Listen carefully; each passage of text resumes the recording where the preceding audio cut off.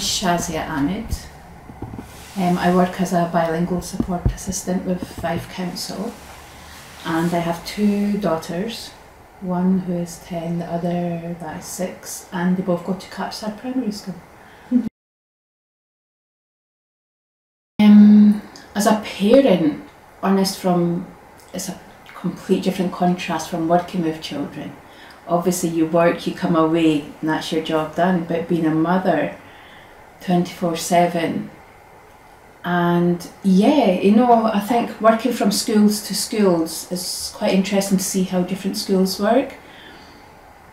Capsard has got, you know, it's a good school, but there are often little discriminations there, and it's how you deal with them with your child. When your child comes home and says, oh, you know, I was having lunch and a comment was made, and how you tackle it. So first it's talking to them and explaining how you can answer the child.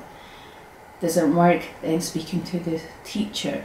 So far it's been quite lucky, it's gone as far as maybe the teacher, and it's been dealt with there and then. I think now within the school the number of bilingual children is increasing, so I think with that it's bringing on a change for the good. That's I would say, yeah.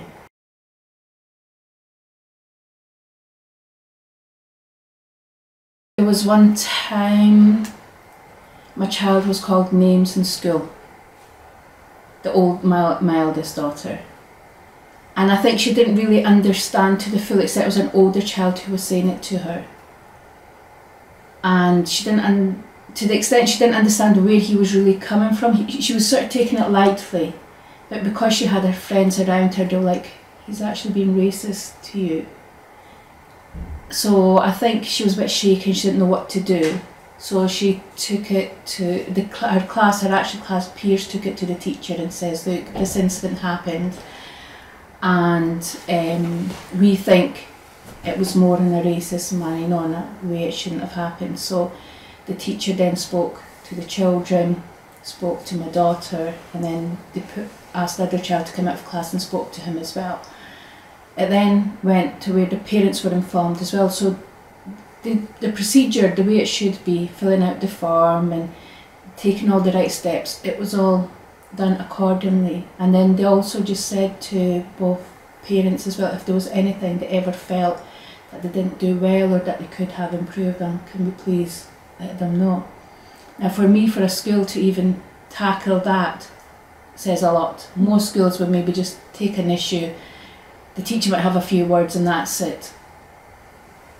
And myself, coming from a background where I was bullied throughout primary, to see that is like a huge turnover from me being at a Scottish school and going through the system. So your experience would have been, like, it's vastly different? It is vastly different. So for me, throughout most of my primary, I was bullied. And because you're a Muslim? Being a Muslim.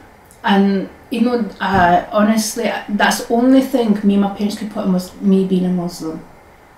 The number of times even my parents went into the school, well, my mum not having much English, so it was my father, he used to come in, and there was nothing really done about it.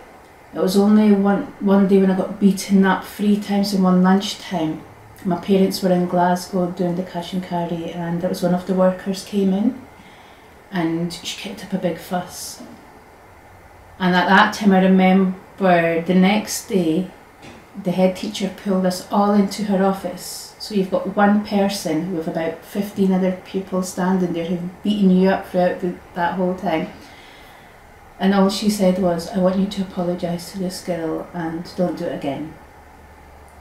Oh my God. So that made you realise that, no, you can apologise. You can make it out like, yeah, you've done all the formalities, but 7 years of punishment for what? For just being a Muslim? I'm sorry. That's not on. So it was only when it came to high school, I either went to the high school in my catchment or went to the other high school, and my option was either I want to get carried on and get treated this way, follow them, or move. And that was the move that I took in my high school. The best 6 years I seen this happening in my child's school. To me, it was a huge step to how it was dealt with me to how it is now. Mm-hmm. And like I said, because there's more of a bilingual, more families coming in now, they know their rights, they know what's right and what's wrong. There's more of a voice now, which I think makes a huge difference. I think actually walking into a school and to not hear that there's not many bilingual pupils, I think is quite surprising because it's the norm. How many bilingual pupils have you got in class? So many, you think, yeah, this is normal now.